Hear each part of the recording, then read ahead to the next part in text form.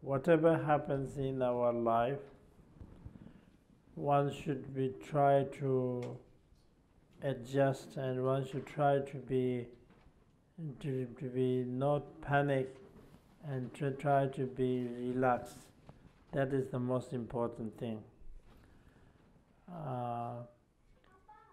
If you are sick, physically sick, very sick, and very unbearable pains, and then instead of putting a burden to your mind, that you should think of that having sickness is a good, positive thing, because by having sickness and by having experience,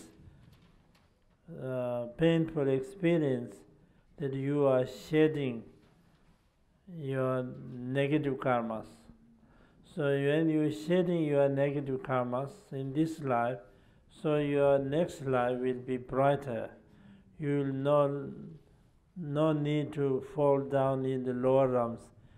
Even if this life is very happy, if you fall down in the next life in the lower realms, where there is enormous sufferings. So the lower realms suffering, even the slightest part of the lower realm sufferings, that could not be represent enormous sufferings of here.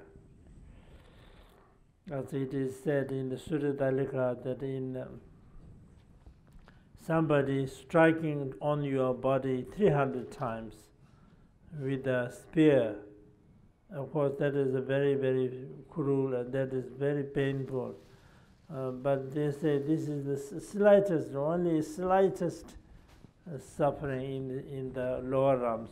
So by having pains and by experiencing the pains, will shed the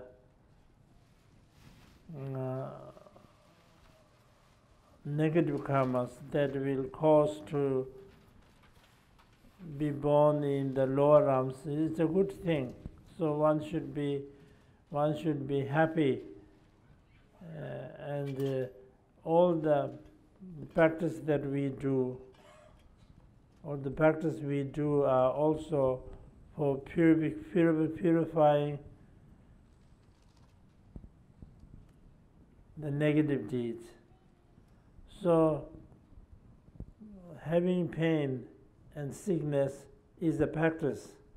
So in this way it is a practice, because practice means purification, and having sickness is also like purification, purifying. And so therefore, instead of suffering in the lower realms in the future, if you suffer in this life and having sickness and pains, will be a positive thing.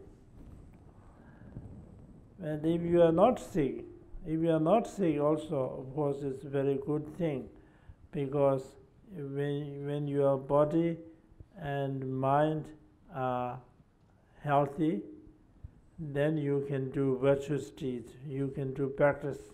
And when we do practice, you will accumulate merits. When you accumulate merits, then you will be able to proceed further on the path. So in this way, you can take the disease into the path, the sickness into the path.